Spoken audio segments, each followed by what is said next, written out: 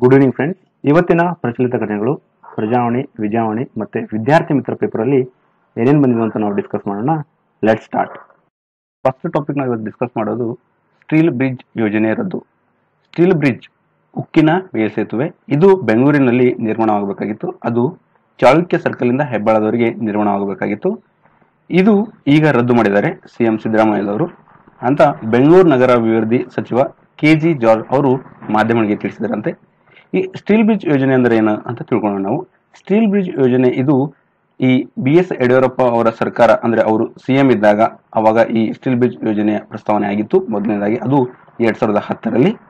ಈಗ 3 ವರ್ಷಗಳ ನಂತರ 2014ರಲ್ಲಿ ಈ ಸಿದ್ದರಾಮಯ್ಯನವರು ಈ ಸ್ಟೀಲ್ ಬ್ರಿಡ್ಜ್ ಯೋಜನೆಯನ್ನ ಕೈಗೆತ್ತಿಕೊಂಡಿದ್ರು. ಆಮೇಲೆ ಈ ಸ್ಟೀಲ್ ಬ್ರಿಡ್ಜ್ ಯೋಜನೆಯನ್ನ ನಿರ್ಮಾಣ ಮಾಡೋಗೋಸ್ಕರ ನೂರಾರು ಗಿಡ ಮರಗಳನ್ನ ಕಡಿಬೇಕಾಗುತ್ತೆ, ನಾಶವಾಗ್ತಾವಂತ, ಅದರಿಂದ ಪರಿಸರಕ್ಕೆ ಧಕ್ಕೆ ಆಗುತ್ತಂತ ದೂರುಗಳಿದ್ವು. ಆಮೇಲೆ ಇದಕ್ಕೆ ನ್ಯಾಷನಲ್ ಗ್ರೀನ್ ಟ್ರಿಬ್ಯುನಲ್ ಇದನ್ನ ದೂರನ್ನು ಸಲ್ಲಿಸಿತು, ಅಂದ್ರೆ ತಾತ್ಕಾಲಿಕ ತಡೆಯನ್ನ ಹಿಡಿದಿತ್ತು ಈ ಯೋಜನೆಗೆ. ಯಾಕೆಂದ್ರೆ ಈ ಯೋಜನೆಯಿಂದ ಪರಿಸರಕ್ಕೆ ಧಕ್ಕೆ ಉಂಟಾಗು ಮಾಡುತ್ತೆ. ಮತ್ತೆ ನ್ಯಾಷನಲ್ ಗ್ರೀನ್ ಟ್ರಿಬ್ಯುನಲ್ ಆಕ್ಟ್ ಏನಿದೆಯಲ್ಲ, ಈ 2010 ಆಕ್ಟ್ ಇದು, ಇದರ ಪ್ರಕಾರ ಯಾವುದೇ ಒಂದು ಕೆಲಸ ಯೋಜನೆ ಪರಿಸರಕ್ಕೆ ಧಕ್ಕೆ ಆಗ್ತದೆ ಅಂದ್ರೆ ಆ ಕೇಸನ್ನ ಈ ನ್ಯಾಷನಲ್ ಗ್ರೀನ್ ಟ್ರಿಬ್ಯುನಲ್ ಅವರು ಹ್ಯಾಂಡಲ್ ಮಾಡ್ತಾರೆ. ಸೊ ಅದು ಒಂದು ಪೀಠ, ನ್ಯಾಷನಲ್ ಗ್ರೀನ್ ಟ್ರಿಬ್ಯುನಲ್ ಒಂದು ಪೀಠ. ಸೊ ಅವರು ಈ ತಾತ್ಕಾಲಿಕವಾಗಿ ಈ ಸ್ಟೀಲ್ ಬ್ರಿಡ್ಜ್ ಯೋಜನೆಗೆ ಅಂದ್ರೆ ತಾತ್ಕಾಲಿಕವಾಗಿ ತಡೆಯನ್ನ ಹಿಡಿದಿದ್ರು. ಈಗ ಬೆಂಗಳೂರು ನಗರ ಅಭಿವೃದ್ಧಿ ಸಚಿವ KG ಜಾರ್ಜ್ ಅವರು ಏನ್ ಹೇಳಿದ್ದಾರೆ ಅಂದ್ರೆ, ಈಗ ಈ ಒಂದು ಚಾಳುಕ್ಯ ಸರ್ಕಲ್ ಇಂದ ಹೆಬ್ಬಾಳದವರೆಗೆ ಏನು ಸ್ಟೀಲ್ ಬ್ರಿಡ್ಜ್ ಯೋಜನೆಯನ್ನ ನಿರ್ಮಾಣ ಮಾಡಬೇಕಾಗಿತ್ತು, ಅದನ್ನ ರದ್ದುಗೊಳಿಸಿದೆ ರಾಜ್ಯ ಸರ್ಕಾರ ಅಂತ ಅವರು ಹೇಳಿದ್ದಾರೆ. JN ಟಾಟಾಗೆ 178 IISc ಇಂದ ವಿಜ್ಞಾನ ಪ್ರದರ್ಶನ. JN ಟಾಟಾ ಇವರು ಇಂಡಿಯನ್ ಇನ್ಸ್ಟಿಟ್ಯೂಟ್ ಆಫ್ ಸೈನ್ಸ್, ಭಾರತೀಯ ವಿಜ್ಞಾನ ಸಂಸ್ಥೆ, ಇದು ಬೆಂಗಳೂರಿನಲ್ಲಿದೆ, ಅದರ ಸಂಸ್ಥಾಪಕರು ಇವರು. ಅವರ 178ನೇ ಜನ್ಮದಿನದ ನಿಮಿತ್ತ ಟಾಟಾ ಸೆಂಟ್ರಲ್ ಅಕ್ವೈರ್ಸ್ ಅವರು ವಸ್ತು ಪ್ರದರ್ಶನವನ್ನ ಏರ್ಪಡಿಸ್ತಾ ಇದ್ದಾರೆ. ಆ ವಸ್ತು ಪ್ರದರ್ಶನವನ್ನ ಮಾರ್ಚ್ 4ರಿಂದ ಮಾರ್ಚ್ 9ರವರೆಗೆ ನಡೆಯಲಿದೆ. ಇದರಲ್ಲಿ ಜಮ್ಶೆಡ್ಜಿ ಟಾಟಾರವರು ಸ್ಥಾಪಿಸಿದ ಉದ್ಯಮಗಳು, ಶಿಕ್ಷಣ, ಪರಿಸರ ಮತ್ತು ಸಾಮಾಜಿಕ ಕಲ್ಯಾಣಕ್ಕೆ ಮಾಡಿದ ಸೇವೆಗಳನ್ನ ಈ ವಸ್ತು ಪ್ರದರ್ಶನದಲ್ಲಿ ಇಡಲಾಗುತ್ತಂತೆ. ಇದು ಸಾರ್ವಜನಿಕರಿಗೆ ವೀಕ್ಷಿಸಲು ಮುಕ್ತವಾಗಿದೆ, ಅಂದ್ರೆ ಮುಕ್ತ ಅವಕಾಶ, ಫ್ರೀ ಆಗಿದೆ, ಓಪನ್ ಆಗಿದೆ. ಓಕೆ.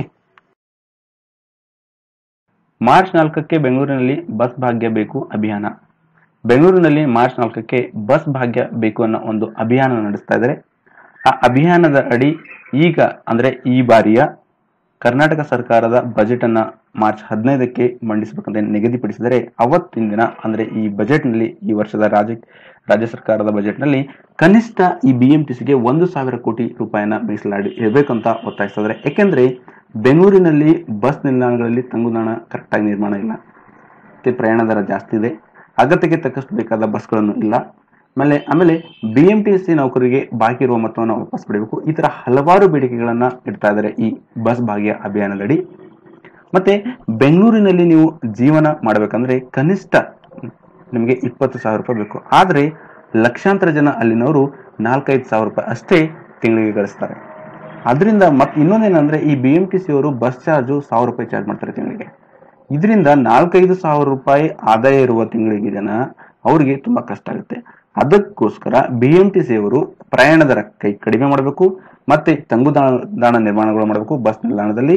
ಅದೇ ರೀತಿ ಹೊಸ ಬಸ್ಗಳನ್ನು ಖರೀದಿ ಮಾಡಬೇಕು. ಯಾಕಂದ್ರೆ ಅಲ್ಲಿ ಜನಸಂಖ್ಯೆ ಜಾಸ್ತಿ ಇದೆ, ಬಸ್ ಕಡಿಮೆ ಇದೆ, ಇದರಿಂದ ತುಂಬಾ ಪ್ರಾಬ್ಲಮ್ ಆಗುತ್ತೆ. ಮತ್ತೆ BMTC ನೌಕರಿಗೆ ಯಾರ್ಯಾರಿಗೆ ಬಾಕಿ ಇರೋ ಮೊತ್ತವನ್ನ ಹಣ ಹಿಂತಿರುಗಿಸ್ಬೇಕಂತ ಒತ್ತಾಯನ ಇಡ್ತಾ ಇದ್ದಾರೆ.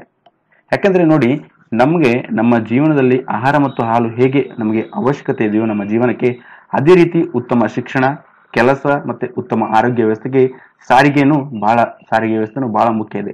ಅದಕ್ಕೋಸ್ಕರ ಈ ಬಸ್ ಭಾಗ್ಯ ಯೋಜನೆ ಅಭಿಯಾನವನ್ನ ಈ ಮಾರ್ಚ್ 4ರಂದು ಅಂದ್ರೆ ನಾಳೆಯನ್ನ ಆರಂಭ ಮಾಡ್ತಾ ಇದ್ದಾರೆ. ಇದರ ಮೂಲಕ ಈ ಬೇಡಿಕೆಗಳನ್ನ ಇಡ್ತಾ ಇದ್ದಾರೆ. ನೆಕ್ಸ್ಟ್, ಅಮೆರಿಕದ ರಾಷ್ಟ್ರೀಯ ಭದ್ರತಾ ಸಲಹೆಗಾರ ಮತ್ತು ಜೈಶಂಕರ್ ಭೇಟಿ. ಇತ್ತೀಚೆಗೆ 10 ದಿನಗಳ ಹಿಂದೆ ಅಮೆರಿಕದ ಅಧ್ಯಕ್ಷರಾದ ಡೊನಾಲ್ಡ್ ಟ್ರಂಪ್ ಅವರು ಅಮೆರಿಕದ ರಾಷ್ಟ್ರೀಯ ಭದ್ರತಾ ಸಲಹೆಗಾರನನ್ನ ಆಯ್ಕೆ ಮಾಡಿದರು. ಅವರ ಹೆಸರು ಲೆಫ್ಟಿನೆಂಟ್ ಜನರಲ್ HR ಮ್ಯಾಕ್ಮಾಸ್ಟರ್. ಆದ ನಂತರ ಮಾರ್ಚ್ 2ರಂದು ನಮ್ಮ ಭಾರತದ ವಿದೇಶಾಂಗ ಕಾರ್ಯದರ್ಶಿ S ಜಯಶಂಕರ್ ಅವರು ಅಮೆರಿಕದ ರಾಷ್ಟ್ರೀಯ ಭದ್ರತಾ ಸಲಹೆಗಾರ HR ಮ್ಯಾಕ್ಮಾಸ್ಟರ್ನ ಭೇಟಿ ಮಾಡಿದರು. ಭೇಟಿ ಮಾಡಿ ಅವರ ಜೊತೆ ಭಯೋತ್ಪಾದಕ ನಿಗ್ರಹ, ದ್ವಿಪಕ್ಷೀಯ ಸಹಕಾರ ವೃದ್ಧಿ ಮತ್ತು ಉಭಯ ದೇಶಗಳ ನಡುವೆ ಒಂದು ಬಾಂಧವ್ಯದ ಬಗ್ಗೆ ಅವರು ಚರ್ಚೆಯನ್ನ ಮಾಡಿದ್ರು, ಸಮಾಲೋಚನೆಯನ್ನ ನಡೆಸಿದ್ರು. ಅದೇ ರೀತಿ HB1 ವೀಸಾ ಮತ್ತೆ ಆಂಧ್ರದ ಟೆಕಿ ಶ್ರೀನಿವಾಸ್ ಕೂಚಿಭೊಟ್ಲ ಅವರ ಹತ್ಯೆ ಆಗಿತ್ತು. ಇದರ ಬಗ್ಗೆ, ಈ ವಿಷಯಗಳ ಬಗ್ಗೆ ಸಹಿತ ಅವರು ಚರ್ಚೆಯನ್ನ ಮಾಡಿದ್ರು ಅಂತ ಹೇಳಲಾಗಿದೆ. ನೆಕ್ಸ್ಟ್, 10ಕ್ಕಿಂತ ಹೆಚ್ಚು ಹಳೆ ನೋಟು ಇಟ್ಟುಕೊಂಡರೆ 10,000 ರೂಪಾಯಿ ದಂಡ. ಇತ್ತೀಚೆಗೆ ಅಂದ್ರೆ 2016 ನವೆಂಬರ್ 8ರಿಂದ 500 ಮತ್ತು 1000 ಮುಖಬೆಲೆಯ ನೋಟುಗಳನ್ನ ರದ್ದು ಮಾಡಿದ್ರು. ಅದು ಆದ್ಮೇಲೆ ಲಾಸ್ಟ್ ತಿಂಗಳು ಒಂದು ಆಕ್ಟ್ ಅನ್ನ ಜಾರಿಗೆ ತಂದ್ರು. ಆ ಆಕ್ಟ್ ಹೆಸರು the specified bank notes act 2017 ಅಂತೆ. ಅದಕ್ಕೆ ಸಂಬಂಧಿಸಿದಂತೆ ಈಗ ಕೇಂದ್ರ ಸರ್ಕಾರದವರು ಮಾರ್ಚ್ 1ರಂದು ಒಂದು ಅಧಿಸೂಚನೆಯನ್ನ ಹೊರಡಿಸಿದ್ರು. ಅದರ ಪ್ರಕಾರ ಒಬ್ಬ ವ್ಯಕ್ತಿ ಈ ರದ್ದುಪಡಿಸಿದ ನೋಟುಗಳು 500 ಅಥವಾ 1000 ಮುಖಬೆಲೆಯ ನೋಟುಗಳು 10ಕ್ಕಿಂತ ಹೆಚ್ಚು ಅವನು ಇಟ್ಕೊಂಡ್ರೆ ಅವನಿಗೆ 10,000 ರೂಪಾಯಿ ದಂಡವನ್ನ ವಿಧಿಸ್ತಾರೆ. ಅಥವಾ ಅವನಲ್ಲಿರುವ ಅಂದ್ರೆ ಈ 500 ಮತ್ತು 1000 ಮುಖಬೆಲೆ ಎಷ್ಟು ನೋಟುಗಳು ಇರ್ತವೆ ಅದರ 5 ಪಟ್ಟು ದಂಡವನ್ನ ವಿಧಿಸಬೇಕು, ಅಂದ್ರೆ ಪಾವತಿಯನ್ನ ಮಾಡಬೇಕಾಗುತ್ತೆ. ಮತ್ತೆ ಒಂದು ವೇಳೆ ನಿಮಗೆ ಅಧ್ಯಯನಗೋಸ್ಕರ ನೋಟುಗಳು ಬೇಕಾದ್ರೆ ಈ ಹಳೆಯ ನೋಟುಗಳು ನೀವು ಕನಿಷ್ಠ 25 ನೋಟುಗಳು ಅಷ್ಟೇ ಇಟ್ಕೋಬೇಕು. 25ಕ್ಕಿಂತ ಜಾಸ್ತಿ ನೋಟುಗಳು ನೀವು ಇಟ್ಕೊಂಡ್ರೆ ಅವಾಗ ನಿಮಗೆ ಅವರು ದಂಡವನ್ನ ವಿಧಿಸ್ತಾರಂತ ಹೇಳಲಾಗಿದೆ ಈ ಅಧಿಸೂಚನೆ ಪ್ರಕಾರ. ಮತ್ತೆ ಮಾರ್ಚ್ 31ವರೆಗೆ ಯಾರು ಈ ನವೆಂಬರ್ 8ರಿಂದ 2016 ನವೆಂಬರ್ 8ರಿಂದ ಡಿಸೆಂಬರ್ 31ರವರೆಗೆ ವಿದೇಶದಲ್ಲಿದ್ದರು ಅವರಿಗೆ ಹಣವನ್ನ ಎಕ್ಸ್ಚೇಂಜ್ ಮಾಡ್ಕೊಳ್ಳೋಕ್ಕಾಗಿಲ್ಲ, ಅಂದ್ರೆ ಈ 500 ಮತ್ತು 1000 ಮುಖಬೆಲೆಯ ಹಳೆ ನೋಟುಗಳನ್ನ ಎಕ್ಸ್ಚೇಂಜ್ ಮಾಡ್ಕೊಳ್ಳೋಕೆ ಆಗಿಲ್ಲ. ಅಂತವರು ಮಾರ್ಚ್ 31ರ ಒಳಗೆ ಈ ಹಳೆ ನೋಟುಗಳನ್ನು ಠೇವಣಿ ಮಾಡಿ ಅವರು ಎಕ್ಸ್ಚೇಂಜ್ ಅನ್ನ ಮಾಡ್ಕೋಬಹುದು. ಮತ್ತೆ ಒಂದು ವೇಳೆ ಇವರು ಸುಳ್ಳು ದಾಖಲೆಯನ್ನ ಕೊಟ್ಟು ಮಾಡ್ಕೊಂಡ್ರೆ ಅವರಿಗೂ 50,000 ರೂಪಾಯಿ ದಂಡವನ್ನ ವಿಧಿಸ್ತಾರಂತೆ. ಅದೇ ರೀತಿ ಎಲ್ಲಾ ಖಾತೆಗಳಿಗೆ ಆಧಾರ್ ಲಿಂಕ್ ಕಡ್ಡಾಯವಾಗಿ ಏನಂದ್ರೆ ಅವರು ಲಿಂಕ್ ಮಾಡಲೇಬೇಕು, ಆಧಾರನ ಲಿಂಕ್ ಮಾಡಲೇಬೇಕಂತ ಹೇಳಿದರೆ ಇದು ಒಂದು ಡಿಜಿಟಲ್ ವಹಿವಾಟು ಮಾಡೋಗೋಸ್ಕರ, ಸುಲಭವಾಗಿ ಕಾರ್ಯನಿರ್ವಹಿಸೋಗೋಸ್ಕರ, ಉತ್ತೇಜನ ಕೊಡೋಗೋಸ್ಕರ, ಪ್ರೋತ್ಸಾಹ ಕೊಡೋಸ್ಕರ ಈ ಯೋಜನೆಯನ್ನ ಮಾಡ್ತಾ ಇದ್ದಾರೆ. ಚೀನಾದಲ್ಲಿ 5 ಲಕ್ಷ ಉದ್ಯೋಗಿಗಳಿಗೆ ಗೇಟ್ ಪಾಸ್. ಚೀನಾದಲ್ಲಿರುವ ಹಲವಾರು ಬೃಹತ್ ಕೈಗಾರಿಕಾ ವಲಯದಲ್ಲಿರುವ ಉದ್ಯೋಗಿಗಳನ್ನ ಈ ವರ್ಷ ತೆಗೆದುಹಾಕ್ತಾ ಇದ್ದಾರೆ. ಅಂದ್ರೆ 5 ಲಕ್ಷ ಉದ್ಯೋಗಿಗಳನ್ನ ತೆಗೆದುಹಾಕ್ತಾ ಇದ್ದಾರೆ.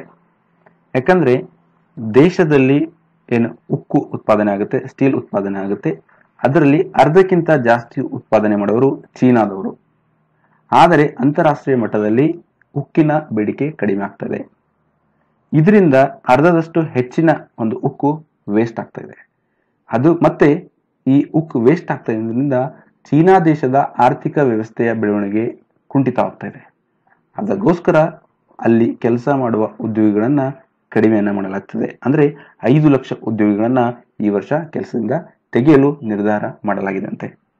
ಆಮೇಲೆ ಯಾರು ಕೆಲಸವನ್ನ ಕಳೆದುಕೊಂಡಿರ್ತಾರೋ ಅವರಿಗೆ ಬೇರೆ ಉದ್ಯೋಗವನ್ನ ಕಲ್ಪಿಸುವುದಾಗಿ ಅಲ್ಲಿನ ಮಾನವ ಸಂಪನ್ಮೂಲ ಮತ್ತು ಸಾಮಾಜಿಕ ಭದ್ರತಾ ಸಚಿವರು ಹೇಳಿದಾರಂತೆ. ನಿಯಮ ಉಲ್ಲಂಘನೆ ಪತ್ತೆಗೆ ನೆರವು ಸಂಚಾರ ಪೊಲೀಸರಿಗೆ ಬಾಡಿ ಓರ್ನ್ ಕ್ಯಾಮೆರಾ. ಬೆಂಗಳೂರಿನ ಇತ್ತೀಚೆಗೆ ಸಾರ್ವಜನಿಕರು ಸಂಚಾರ ನಿಯಮಗಳನ್ನ ಉಲ್ಲಂಘಿಸ್ತಾ ಇದ್ದಾರೆ. ಅದನ್ನ ಪತ್ತೆ ಹಚ್ಚೋಗೋಸ್ಕರ ಹಾಗೂ ಪೊಲೀಸ್ ಅಧಿಕಾರಿಗಳ ಕರ್ತವ್ಯ ಹೇಗೆ ನಿರ್ವಹಿಸ್ತಾರ ಅದನ್ನು ಪತ್ತೆ ಹಚ್ಚೋಗೋಸ್ಕರ ಈಗ ಸಂಚಾರ ಪೊಲೀಸರಿಗೆ ಬಾಡಿ ಓರ್ನ್ ಕ್ಯಾಮೆರಾವನ್ನ ಕೊಡಲಾಗಿದೆ. ಇದರ ಮೂಲಕ ಒಬ್ಬ ಸಾರ್ವಜನಿಕ ಒಂದು ವೇಳೆ ಸಂಚಾರ ನಿಯಮನ ಉಲ್ಲಂಘಿಸ ಮಾಡಿದರೆ ಈ ಕ್ಯಾಮೆರಾಗಳ ಮೂಲಕ, ಬಾಡಿ ಓರ್ನ್ ಕ್ಯಾಮೆರಾ ಮೂಲಕ ಸೆರೆ ಹಿಡಿಯಬಹುದು. ಅದೇ ರೀತಿ ಪೊಲೀಸ್ ಅಧಿಕಾರಿಗಳ ಕರ್ತವ್ಯ ಹೇಗೆ ಅವರು ನಿರ್ವಹಿಸ್ತಾರೆ ಅದರ ಬಗ್ಗೆನೂ ಸಹಿತ ಈ ಕ್ಯಾಮೆರಾವನ್ನ ಸೆರೆ ಹಿಡಿಯುತ್ತೆ.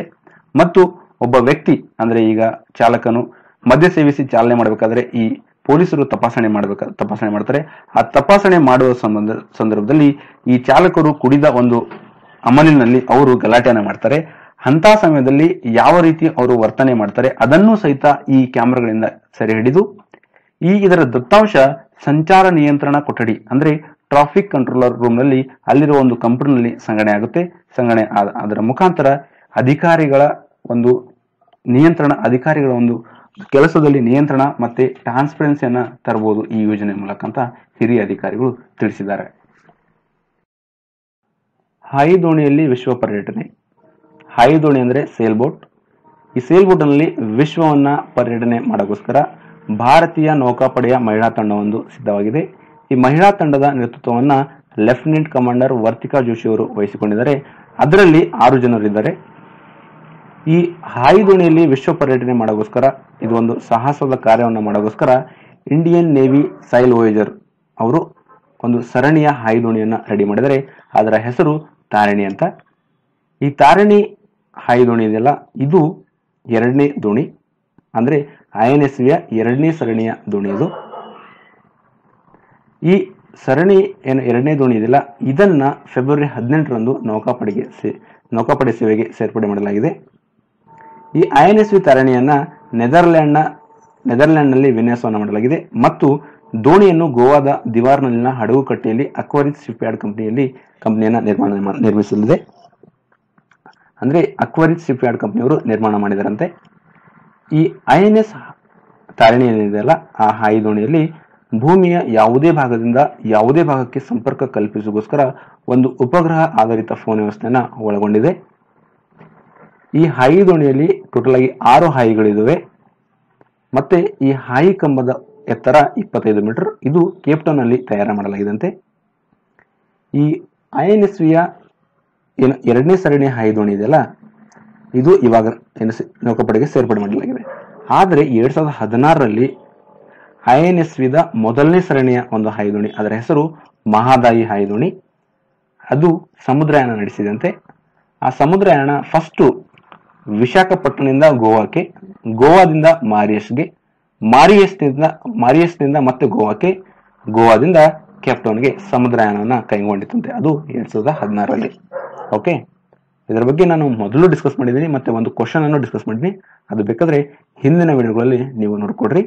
ಓಕೆ, ರೈಲು ಟಿಕೆಟ್ ಆನ್ಲೈನ್ ಕಾದಿರಿಸಲು ಆಧಾರ ಕಡ್ಡಾಯ ಪ್ರಸ್ತಾವ. ನಾವು ಆನ್ಲೈನ್ ಟಿಕೆಟ್ ಬುಕ್ ಮಾಡಬೇಕಾದ್ರೆ ಈ ರೈಲಿಂದು, ಅಂದರೆ ಮೊದಲೇ ನಾವು ಒಂದು ಟಿಕೆಟ್ ಅನ್ನ ರಿಸರ್ವೇಶನ್ ಮಾಡಬೇಕಾದ್ರೆ ಬುಕ್ ಮಾಡಬೇಕಾದ್ರೆ ಕಡ್ಡಾಯವಾಗಿ ಆಧಾರ್ ಸಂಖ್ಯೆಯನ್ನು ನಾವು ನಮೂದಿಸಬೇಕಂತ ಈಗ ಹೊಸದಾಗಿ ಆದೇಶವನ್ನು ಹೊರಡಿಸಿದ್ದಾರೆ. ಇದರ ಮೂಲಕ ಮಧ್ಯವರ್ತಿಗಳು ಯಾರು ಟಿಕೆಟ್ ಅನ್ನು ಕಾಯ್ದಿರಿಸ್ತಾರೆ ಅಂಥವರಿಗೆ ತಡೆಗೋಸ್ಕರ ಇದನ್ನ ಮಾಡಿದಾರಂತೀಗ. ಅದೇ ರೀತಿ ಈ ಆಧಾರವನ್ನು ಕಡ್ಡಾಯವಾಗಿ ನಮೂದಿಸುವುದರಿಂದ ಯಾರು ಹಿರಿಯ ನಾಗರಿಕರಿಗೆ ಈ ಟಿಕೆಟ್ ದರದಲ್ಲಿ ಅವರಿಗೆ ರಿಯಾಯಿತಿ ಬೇಕು ಅಂಥವರಿಗೆ ಪಡೆಯೋಸ್ಕರನೂ ಇದು ಸಹಾಯವಾಗಲಿದೆ ಅಂತೆ. ಇದು ಈಗ ಏಪ್ರಿಲ್ 1ರಿಂದ ಇದು ಜಾರಿಗೆ ಬರಲಿದೆ. ನೋಡಿ, ಈಗ ಮಧ್ಯವರ್ತಿಗಳು ಅಂದ್ರು ಈ ದಲ್ಲಾಳಿಗಳು ಏನ್ ಮಾಡ್ತಾರೆ, ಟಿಕೆಟ್ ಅನ್ನ ಅವರು ಕಾಯ್ದಿರಿಸ್ತಾರೆ. ಯಾರ್ದೋ ಒಂದು ಆಧಾರವನ್ನ ನಮೂದಿಸಿ, ಅಥವಾ ಹಾಗೆ ವಿತೌಟ್ ಆಧಾರ ಇಲ್ಲ ಅಂದ್ರೆ ಯಾರ್ದೋ ಒಂದು ಹೆಸರು ಹಾಕಿ ಕಾಯ್ದಿರಿಸ್ತಾರೆ. ಆಮೇಲೆ ಆ ಟಿಕೆಟ್ ಅನ್ನ ಬೇರೆಯವರಿಗೆ ವರ್ಗಾವಣೆ ಮಾಡ್ತಾರೆ. ಸೊ ಇದರಿಂದ ತೊಂದರೆ ಆಗುತ್ತೆ. ಅದಕ್ಕೋಸ್ಕರ ಈ ಮಧ್ಯವರ್ತಿಗಳ ಹಾವಳಿಯನ್ನ ತಡೆಯೋದಕ್ಕೋಸ್ಕರ ಈಗ ಆಧಾರ್ ಕಡ್ಡಾಯವಾಗಿ ನಾವು ಏನ್ಬೇಕು ನಮೂದಿಸಬೇಕು ಈ ಆನ್ಲೈನ್ ಟಿಕೆಟ್ ಅನ್ನ ಬುಕ್ ಮಾಡಬೇಕಾದ್ರೆ ರೈಲಿನಲ್ಲಿ ಅಂತ ಹೇಳಿದ್ದಾರೆ. ಆಮೇಲೆ ಈ IRCTC ದವರು ಅಂದ್ರೆ Indian railway catering and tourism corporation, ಇವರು ಏನು ಟಿಕೆಟ್ ವೆಬ್ಸೈಟ್ ಇದೆ ಇವ್ರದೊಂದು, ಇದರಲ್ಲಿ ಒಂದು ಸರ್ತಿ ನೀವು ಆಧಾರ ಸಂಖ್ಯೆಯನ್ನ ನೋಂದಾಯಿಸಿದ್ರೆ ಅಂದ್ರೆ ಮತ್ತೆ ನೆಕ್ಸ್ಟ್ ಟೈಮ್ ಬುಕ್ ಮಾಡಬೇಕಾದ್ರೆ ನಿಮಗೆ ಆಧಾರ ಸಂಖ್ಯೆಯನ್ನು ನೋಂದಾಯಿಸೋದು ಅಗತ್ಯವಿಲ್ಲ ಅಂತ ಹೇಳಿದಾರಂತೆ.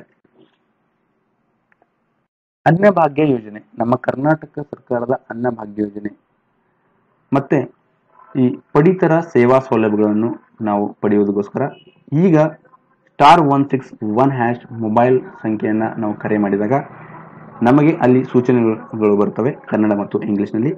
ಆ ಸೂಚನೆಗಳ ಮುಖಾಂತರ ನಾವು ಒಂದು ವೇಳೆ ಪಡಿತರ ಪದಾರ್ಥಗಳನ್ನು ನಾವು ಪಡಿತೀವಿ, ಆ ಪದಾರ್ಥಗಳಲ್ಲಿ ಏನಾದರೂ ನಮಗೆ ನಿರಾಕರಣೆ ಅಂದ್ರೆ ಕಳಪೆ ಇದ್ರೆ ಅದರ ಬಗ್ಗೆ ನಾವು ದೂರನ್ನ ದಾಖಲೆ ಮಾಡಬಹುದು ಈ *161# ಕರೆ ಮಾಡೋದ್ರ ಮುಖಾಂತರ. ಅದೇ ರೀತಿ ನ್ಯಾಯಬೆಲೆ ಅಂಗಡಿ ಬದಲಾವಣೆ ಅಂದ್ರೆ ಈಗ ನಾವು ಒಂದು ನ್ಯಾಯಬೆಲೆ ಅಂಗಡಿಯಿಂದ ಈ ಆಹಾರ ಪದಾರ್ಥಗಳನ್ನು ಪಡಿತಿದ್ವಿ, ನಮಗೆ ಬೇರೆ ಕಡೆ ನಾವು ಶಿಫ್ಟ್ ಆದಾಗ ಅಲ್ಲಿ ಹತ್ರ ಇರುವ ನ್ಯಾಯಬೆಲೆ ಅಂಗಡಿಯಿಂದ ನಮಗೆ ಪಡಿಬೇಕಾದ್ರೆ ನಾವು *161# ಕರೆ ಮಾಡೋ ಮೂಲಕ ನಾವು ನ್ಯಾಯಬೆಲೆ ಅಂಗಡಿಯನ್ನ ಬದಲಾವಣೆ ಮಾಡಬಹುದು. ಅದೇ ರೀತಿ ಪಡಿತರ ಚೀಟಿಯಲ್ಲಿ ಸದಸ್ಯರ ಹೆಸರು ತೆಗೆದು ಹಾಕುವುದು ಅಂದ್ರೆ ಈ ಸದಸ್ಯರು ನಮ್ಮ ಫ್ಯಾಮಿಲಿ ಮೆಂಬರ್ಸ್ ಏನಿರ್ತಾರೆ ಅವರ ಯಾರಾದ್ರೂ ಒಬ್ಬರ ಹೆಸರು ತೆಗೆದು ಹಾಕಬೇಕಾದ್ರೆ ಈ ಪಡಿತರ ಚೀಟಿಯಿಂದ ನಾವು ಈ *161# ಕರೆ ಮಾಡೋ ಮೂಲಕ ಆದ ಸೇವೆಯನ್ನು ಪಡೆಯಬಹುದು. ಮತ್ತೆ ಈ BPL ನಿಂದ APL ಗೆ ವರ್ಗಾವಣೆ ಅಥವಾ ಸೀಮೆಎಣ್ಣೆಯಿಂದ ಸೀಮೆಎಣ್ಣೆ ರಹಿತ ಪಡಿತರ ಚೀಟಿಗಳಿಗೂ ಸಹಿತ ನಾವು ಈ *161# ಕರೆ ಮಾಡೋ ಮೂಲಕ ನಾವು ಪಡೆಯಬಹುದು ಸೌಲಭ್ಯನ. ಮತ್ತೆ ಪಡಿತರ ಕೂಪನ್ ಪಡೆಯೋದಕ್ಕೋಸ್ಕರ ನಾವು ಈ *161# ಮೊಬೈಲ್ ಸಂಖ್ಯೆನ ಕರೆ ಮಾಡಿ ಪಡೆಯಬಹುದಂತೆ. ಈ ಆರೋಗ್ಯ ಮತ್ತು ಕುಟುಂಬ ಕಲ್ಯಾಣ ಇಲಾಖೆಯಿಂದ ರಾಷ್ಟ್ರೀಯ ಶ್ರವಣದೋಷ ನಿಯಂತ್ರಣ ಮತ್ತು ನಿವಾರಣಾ ಕಾರ್ಯಕ್ರಮ, ಅದು National Programme for Prevention and Control of Deafness. ಇವತ್ತು ಮಾರ್ಚ್ 3 ವಿಶ್ವ ಶ್ರವಣ ದಿನ.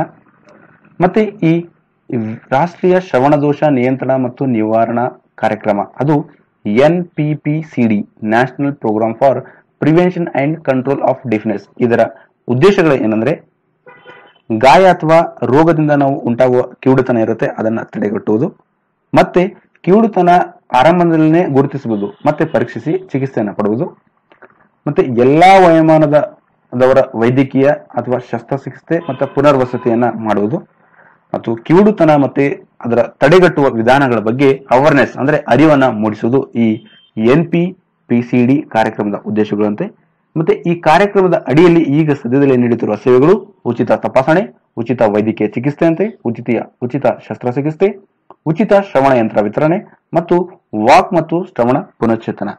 ಇದರ ಘೋಷಣೆ ಕಿವುಡುತನವನ್ನು ನಿವಾರಣೆಗೊಳಿಸಲು ಪ್ರಬಲವಾದ ಕಾರ್ಯತಂತ್ರವನ್ನು ರೂಪಿಸುವುದು. ನೆನ್ಪಿಟ್ಕೊಡ್ರಿ, ಮಾರ್ಚ್ 3 ವಿಶ್ವ ಶ್ರವಣ ದಿನ. ಆಮೇಲೆ ರಾಷ್ಟ್ರೀಯ ಶ್ರವಣ ದೋಷ ನಿಯಂತ್ರಣ ಮತ್ತು ನಿವಾರಣಾ ಕಾರ್ಯಕ್ರಮ, ಅದು National Programme for Prevention and Control of Deafness. ಅದರ ಉದ್ದೇಶಗಳು ಇಲ್ಲಿದ್ದಾವೆ, ನಾನು ಡಿಸ್ಕಸ್ ಮಾಡಿದೆ ಇವಾಗ. ಮತ್ತೆ ಈ ಕಾರ್ಯಕ್ರಮದಡಿ ಸದ್ಯದಲ್ಲಿ ನೀಡುತ್ತಿರುವ ಸೇವೆಗಳು ಇಲ್ಲಿ 5 ಇದಾವೆ, ಅವನ್ನ ನೆನ್ಪಿಟ್ಕೊಡ್ರಿ. ಓಕೆ, ಪೃಥ್ವಿ ಸೂಪರ್ಸಾನಿಕ್ ಕ್ಷಿಪಣಿ ಯಶಸ್ವಿ ಪರೀಕ್ಷೆ. ರೀಸೆಂಟ್ ಆಗಿ PDV ಪೃಥ್ವಿ ಡಿಫೆನ್ಸ್ ವೆಹಿಕಲ್ ಅನ್ನ ಪರೀಕ್ಷೆಯನ್ನ ಮಾಡಿದ್ರು. ಕ್ಷಿಪಣಿ ಅದು ಒಂದು ಆಂಟಿ ಮಿಸೈಲ್ ನಿರೋಧಕ ಕ್ಷಿಪಣಿ, ಆಂಟಿ ಮಿಸೈಲ್ ಅಂತ ಕರೀತಾರೆ. ಅದ್ರ ಬಗ್ಗೆ ನಾನು ನಿಮಗೆ ಡಿಸ್ಕಸ್ ಮಾಡಿದ್ದೆ. ಆಂಟಿ ಮಿಸೈಲ್ ಅಂದ್ರೆ ಶತ್ರು ದೇಶಗಳಿಂದ ಬರುವ ಕ್ಷಿಪಣಿಯನ್ನ ಧ್ವಂಸ ಮಾಡೋಗೋಸ್ಕರ ಯೂಸ್ ಮಾಡುವ ಕ್ಷಿಪಣಿಯನ್ನ ನಿರೋಧಕ ಕ್ಷಿಪಣಿ ಆಂಟಿ ಮಿಸೈಲ್ ಅಂತ ಕರೀತಾರೆ. ಅದು ಪೃಥ್ವಿ ರಕ್ಷಣಾ ವಾಹನ ಪೃಥ್ವಿ ಡಿಫೆನ್ಸ್ ವೆಹಿಕಲ್ ಅನ್ನ ಮೊನ್ನೆ ತಾನೇ ಪರೀಕ್ಷೆಯನ್ನ ಮಾಡಿದ್ರು ಯಶಸ್ವಿಯಾಗಿ. ಈಗ ಇನ್ನೊಂದು ಕ್ಷಿಪಣಿ, ಅದರ ಹೆಸರು ಪೃಥ್ವಿ ಸೂಪರ್ಸಾನಿಕ್ ಕ್ಷಿಪಣಿ. ಸೂಪರ್ಸಾನಿಕ್ ಅಂದ್ರೆ ಸೌಂಡ್ ಸ್ಪೀಡ್ ಏನಿದೆ ಅದಕ್ಕಿಂತ ಜಾಸ್ತಿ ವೇಗದಲ್ಲಿ ಚಲಿಸುವ ಕ್ಷಿಪಣಿಯನ್ನ ಸೂಪರ್ಸಾನಿಕ್ ಅಂತ ಕರೀತಾರೆ. ಅದರ ಪ್ರಮಾಣವನ್ನು ನಾವು ಮ್ಯಾಕ್ ನಲ್ಲಿ ಮೆಜರ್ ಮಾಡ್ತೀವಿ. ಈಗ ಈ ಸೂಪರ್ಸಾನಿಕ್ ಕ್ಷಿಪಣಿಯ ಪರೀಕ್ಷೆಯನ್ನು ಯಶಸ್ವಿಯಾಗಿ ಮಾಡಿದರೆ ಅದು ಈ ಒಡಿಸಾದ ಬಾಲ್ಸೋರ್ನಲ್ಲಿರುವ ಅಬ್ದುಲ್ ಕಲಾಂ ದ್ವೀಪದಿಂದ ಪರೀಕ್ಷೆಯನ್ನ ಮಾಡಿದರೆ. ಈ ಅಬ್ದುಲ್ ಕಲಾಂ ದ್ವೀಪವನ್ನ ವೀಲರ್ ದ್ವೀಪನ ಅಂತ ಕರೀತಾರೆ. ಮೊದಲು ವೀಲರ್ ದ್ವೀಪ ಅಂತ ಕರೀತಿದ್ರು, ಆಮೇಲೆ ಅಬ್ದುಲ್ ಕಲಾಂ ಅವರ ನಿಧನ ಆದ ನಂತರ ಅವರಿಗೆ ರೆಸ್ಪೆಕ್ಟ್ ಕೊಡೋಗೋಸ್ಕರ ಅಬ್ದುಲ್ ಕಲಾಂ ದ್ವೀಪ ಅಂತ ಅದಕ್ಕೆ ಮರುನಾಮಕರಣ ಮಾಡಿದರೆ. ಈ ಪೃಥ್ವಿ ಸೂಪರ್ಸಾನಿಕ್ ಕ್ಷಿಪಣಿಯನ್ನ DRDOದವರು ಅಭಿವೃದ್ಧಿಪಡಿಸಿದ್ದಾರೆ. ಇದಕ್ಕಿಂತ ಮುಂಚೆ ಪೃಥ್ವಿ ಡಿಫೆನ್ಸ್ ವೆಹಿಕಲ್ ಇವರು ಅದನ್ನು ಸಹಿತ ಈ DRDOದವರೇ ಅಭಿವೃದ್ಧಿಪಡಿಸಿದ್ರು. ಈಗ ಪೃಥ್ವಿ ಸೂಪರ್ಸಾನಿಕ್ ಪ್ರತಿಬಂಧಕ ಕ್ಷಿಪಣಿ ಅಂದ್ರೆ ಇದೊಂದು ನಿರೋಧಕ ಕ್ಷಿಪಣಿ ಸೂಪರ್ಸಾನಿಕ್ ಕ್ಷಿಪಣಿಯನ್ನ ಯಶಸ್ವಿಯಾಗಿ ಪರೀಕ್ಷೆ ಮಾಡಿದ್ದಾರೆ DRDOದವರು. ಈ ಕ್ಷಿಪಣಿಯ ಉದ್ದ 7.5 ಮೀಟರ್ ಉದ್ದ.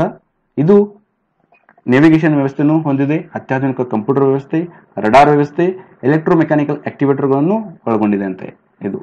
ಇದು ಭೂ ವಾತಾವರಣದ 30 ಕಿಲೋಮೀಟರ್ಗಿಂತ ಕಡಿಮೆ ಎತ್ತರದ ಇರುವ ಒಂದು ಖಂಡಾಂತರ ಕ್ಷಿಪಣಿಯನ್ನ ನಾಶ ಮಾಡುತ್ತಂತೆ. ಎಷ್ಟು ನೆನಪಿಟ್ಕೊಡ್ರಿ, ಪೃಥ್ವಿ ಸೂಪರ್ಸಾನಿಕ್ ಕ್ಷಿಪಣಿಯನ್ನು DRDO ಅಭಿವೃದ್ಧಿಪಡಿಸಿ ಅದನ್ನು ಯಶಸ್ವಿಯಾಗಿ ಪರೀಕ್ಷೆ ಮಾಡಿದರೆ. ಇದು ಒಂದು ನಿರೋಧಕ ಕ್ಷಿಪಣಿ ಅಂದ್ರೆ ಬೇರೆ ಶತ್ರುಗಳ ದೇಶದಿಂದ ಬರುವ ಒಂದು ಕ್ಷಿಪಣಿಯನ್ನ ಧ್ವಂಸ ಮಾಡೋಗೋಸ್ಕರ ಯೂಸ್ ಮಾಡೋ ಒಂದು ಕ್ಷಿಪಣಿ ಇದು. ಓಕೆ, ಇದಕ್ಕಿಂತ ಮುಂಚೆ ಪೃಥ್ವಿ ಡಿಫೆನ್ಸ್ ವೆಹಿಕಲ್ ಅನ್ನ ಕ್ಷಿಪಣಿಯನ್ನ ಯಶಸ್ವಿಯಾಗಿ ಪರೀಕ್ಷೆ ಮಾಡಿದ್ರು, ಅದ್ರ ಬಗ್ಗೆ ನಾನು ಡಿಸ್ಕಸ್ ಮಾಡಿದ್ದೆ. ಅದೊಂದು ಬ್ಯಾಲಿಸ್ಟಿಕ್ ಮಿಸೈಲ್ ಖಂಡಾಂತರ ಕ್ಷಿಪಣಿ ಅಂದ್ರೆ ಪ್ರೊಜೆಕ್ಟೈಲ್ ಫಾರ್ಮ್ ಅಲ್ಲಿ, ಈ ತರ ಒಂದು ಪ್ರೊಜೆಕ್ಟೈಲ್ ಫಾರ್ಮ್ ಅಲ್ಲಿ ಹೋಗುತ್ತೆ, ಅದಕ್ಕೆ ಬ್ಯಾಲಿಸ್ಟಿಕ್ ಮಿಸೈಲ್ ಅಂತ ಕರೀತಾರೆ. ಅದ್ರ ಬಗ್ಗೆ ನಾನು ಡಿಸ್ಕಸ್ ಮಾಡಿದ್ದೆ ಮೊದಲಿನ ವಿಡಿಯೋಗಳಲ್ಲಿ. ಓಕೆ, ನೆಕ್ಸ್ಟ್ ಶ್ರೇಯಸ್ಗೆ ಮಾಧವರಾವ್ ಸಿಂಧ್ಯಾ ಪ್ರಶಸ್ತಿ. ಈ ಮಾಧವರಾವ್ ಸಿಂಧ್ಯಾ ಪ್ರಶಸ್ತಿಯನ್ನ ಶ್ರೇಯಸ್ ಇವರು ಭಾರತ ಭರವಸೆ ಒಂದು ಕ್ರಿಕೆಟ್ ಆಟಗಾರರು. ಇವರನ್ನ ಈ ಮಾಧವರಾವ್ ಸಿಂಧ್ಯಾ ಪ್ರಶಸ್ತಿಯನ್ನ ಕೊಡಲಾಗಿದೆ. ಇವರು ರಣಜಿ ಟ್ರೋಫಿಯಲ್ಲಿ ಅತಿ ಹೆಚ್ಚು ಅಂಕಗಳನ್ನ ಗಳಿಸಿದರಂತೆ. ಅದರ ಹಿನ್ನೆಲೆಯಾಗಿ ಈ ಗೌರವ ಇವರಿಗೆ ಸಂದಿದೆ. ಇವರು ಈ 2015-16 ರಣಜಿ ಟ್ರೋಫಿನಲ್ಲಿ 4 ಶತಕ ಮತ್ತು 7 ಅರ್ಧ ಶತಕಗಳನ್ನ ಬಾರಿಸಿ ಟೋಟಲ್ ಆಗಿ 1321 ರನ್ ಗಳಿಸಿದ್ದಾರೆ.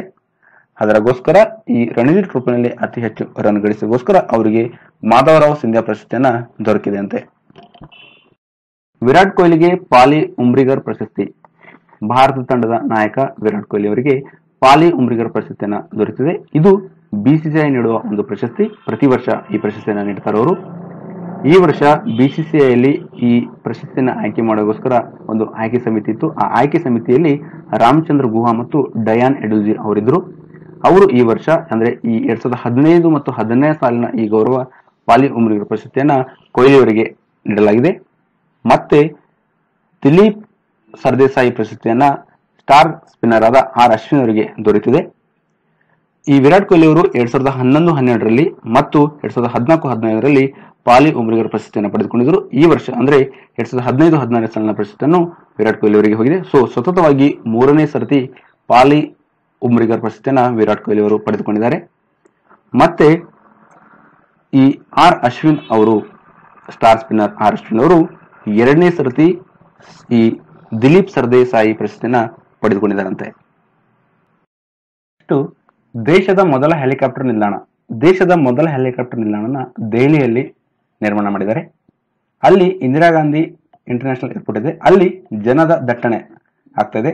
ಅದಕ್ಕೋಸ್ಕರ ಈಗ ಒಂದು ಹೆಲಿಕಾಪ್ಟರ್ ನಿಲ್ದಾಣವನ್ನ, ಅದು ಹೆಲಿಪೋರ್ಟ್ ಅಂತ ಕರೀತಾರೆ, ಅದನ್ನ ದೆಹಲಿಯ ಉತ್ತರ ವಲಯದಲ್ಲಿ ಅಂದ್ರೆ ಉತ್ತರ ದೆಹಲಿಯಲ್ಲಿ ರೋಹಿಣಿ ಪ್ರದೇಶದ ಒಂದು 25 ಎಕರೆ ವ್ಯಾಪ್ತಿಯಲ್ಲಿ ಈ ಹೆಲಿಕಾಪ್ಟರ್ ನಿಲ್ದಾಣವನ್ನ ಮಾಡಿದ್ದಾರೆ. ಈ ಹೆಲಿಕಾಪ್ಟರ್ ನಿಲ್ದಾಣವನ್ನ ನಿರ್ಮಾಣ ಮಾಡಿದವರು ಪವನ್ ಹನ್ಸ್ ಲಿಮಿಟೆಡ್ ಅವರು ನಿರ್ಮಾಣವನ್ನ ಮಾಡಿದ್ದಾರೆ.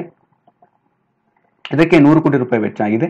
ಮತ್ತೆ ಈ ಹೆಲಿಕಾಪ್ಟರ್ ನಿಲ್ದಾಣದಿಂದ ಶಿಮ್ಲಾ, ಡೆಹ್ರಾಡೂನ್, ಮಥುರಾ, ಮೀರತ್, ಹರಿದ್ವಾರ್, ಆಗ್ರಾ ಮೊದಲಾದ ಸ್ಥಳಗಳಿಗೆ ಹೆಲಿಕಾಪ್ಟರ್ ಸಂಪರ್ಕ ಸೇವೆಯನ್ನ ಸಿಗಲಿದೆ ಅಂತ. ಇಲ್ಲಿ ಟೋಟಲ್ ಆಗಿ 150 ಪ್ರಯಾಣಿಕರ ಒಂದು ಸಾಮರ್ಥ್ಯದ ಟರ್ಮಿನಲ್ ಕಟ್ಟಡ ಇದೆ. ಅದರಲ್ಲಿ 16 ಹೆಲಿಕಾಪ್ಟರ್ಗಳನ್ನ ನಿಲ್ಲಿಸಬಹುದಂತೆ ಮತ್ತು ಟೋಟಲ್ ಆಗಿ 4 ನಿಲ್ದಾಣಗಳನ್ನ ಹೊಂದಿದೆ. 9 ಪಾರ್ಕಿಂಗ್ ಲೇನ್ಗಳನ್ನ ಒಳಗೊಂಡಿದೆ ಈ ಹೆಲಿಪೋರ್ಟ್ ಅಂತೆ. ಕ್ವಶನ್ ನೋಡೋಣ ನಾವು. Which of the following day is celebrated as international women's day? Option A March 3, option B March 5, option C March 8, option D March 10. ಇದರ ಆನ್ಸರು ಮಾರ್ಚ್ 8. ಮಾರ್ಚ್ 8 ದಿವಸ ನಾವು ಇಂಟರ್ನ್ಯಾಷನಲ್ ವುಮೆನ್ಸ್ ಡೇನ ಸೆಲೆಬ್ರೇಟ್ ಮಾಡ್ತೀವಿ. ಈ international women's ಡೇನ theme ಅಂದ್ರೆ United Nation theme for 2017 ಏನಿದೆ ಅಂದ್ರೆ women's in the changing world of work, planet 50-50 by 2030. So planet 50-50 ಅಂದ್ರೆ ವುಮೆನ್ ಅಂಡ್ ಮೆನ್ ಈಕ್ವಾಲಿಟಿ ಅಂದ್ರೆ ಇಬ್ಬರದು ಪ್ರೊಪೋರ್ಷನಾಲಿಟಿ 50-50 ಇರಬೇಕಂತೆ. ಮತ್ತೆ 2016 ಥೀಮ್ ಏನಿತ್ತು ಅಂದ್ರೆ planet 50-50 by 2030, step it for gender equality ಅಂತ ಇತ್ತಂತೆ. Okay. In which of the following countries International Women's Day is an official holiday? Option A Russia, option B Nepal, option C Afghanistan, option D all of the above. ಇದರ answer all of the above. ಅಂದ್ರೆ Russia, Nepal, Afghanistan ಅಲ್ಲಿ International women's Day ದಿವಸ official ಆಗಿ ಹಾಲಿಡೇನ ಕೊಡ್ತಾರೆ, ರಜೆಯನ್ನ ಕೊಡ್ತಾರೆ. ಮತ್ತೆ first International women's Day celebrate start ಮಾಡಿದವರು USA ದವರು, ಯುನೈಟೆಡ್ ಸ್ಟೇಟ್ಸ್ ಆಫ್ ಅಮೆರಿಕಾದವರು. ಓಕೆ, ನೆನ್ಪಿಟ್ಕೊಡ್ರಿ. Thank you so much. ನಂದು ವಿಡಿಯೋ ನಿಮಗೆ ಲೈಕ್ ಆದರೆ ಲೈಕ್ ಮಾಡಿರಿ, ಶೇರ್ ಮಾಡಿರಿ, ಸಬ್ಸ್ಕ್ರೈಬ್ ಮಾಡಿರಿ, ಕಮೆಂಟ್ ಮಾಡಿರಿ. ಸಬ್ಸ್ಕ್ರೈಬ್ ಮಾಡೋಕ್ಕೋಸ್ಕರ ಯೂಟ್ಯೂಬ್ ವೆಬ್ಸೈಟ್ಗೆ ಹೋಗ್ರಿ. ಅಲ್ಲಿ ಸರ್ಚ್ ಬಾಕ್ಸ್ನಲ್ಲಿ KPC ಟ್ಯೂಟರ್ ಅಂತ ಟೈಪ್ ಮಾಡಿರಿ. ಟೈಪ್ ಮಾಡಿದಾಗ ನಿಮಗೆ ನನ್ನದು ಚಾನಲ್ ಓಪನ್ ಆಗುತ್ತೆ, ಈ ಥರ ಒಂದು ಪೇಜ್ ಓಪನ್ ಆಗುತ್ತೆ. ನಿಮ್ಮ ರೈಟ್ ಹ್ಯಾಂಡ್ ಸೈಡಲ್ಲಿ ಸಬ್ಸ್ಕ್ರೈಬ್ ಅಂತ ಒಂದು ಆಪ್ಷನ್ ಇದೆ, ಅಲ್ಲಿ ಕ್ಲಿಕ್ ಮಾಡಿದಾಗ ನೀವು ಸಬ್ಸ್ಕ್ರೈಬರ್ ಆಗಿರ್ತೀರಿ. ಇದರಿಂದ ನಾನು ಹೊಸ ವಿಡಿಯೋ ಹಾಕಿದಾಗ ನಿಮಗೆ ಇಮಿಡಿಯೇಟ್ ಆಗಿ ನೋಟಿಫಿಕೇಶನ್ ಬಂದಿರುತ್ತೆ. ಇದರಿಂದ ನನಗೆ ಮೋಟಿವೇಟ್ ಮಾಡೋ ಥರ ಆಗುತ್ತೆ. Okay, thank you so much.